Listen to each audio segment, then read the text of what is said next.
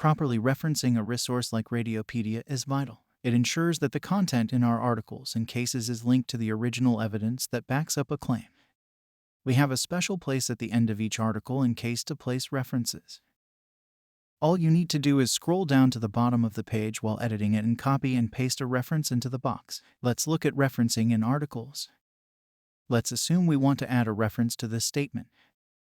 Click on Edit Article, scroll to the bottom of the page and add our reference to the bottom reference box.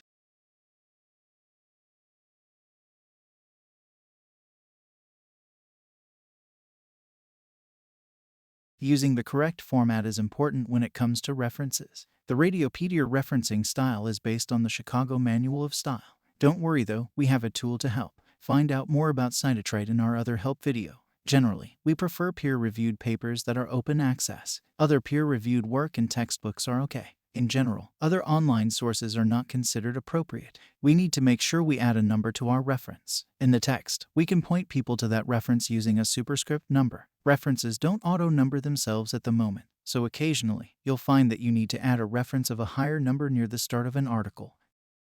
Make Radiopaedia better. Update a reference today. Make sure that all our content is referenced fully with up-to-date information. See you on the edits list soon.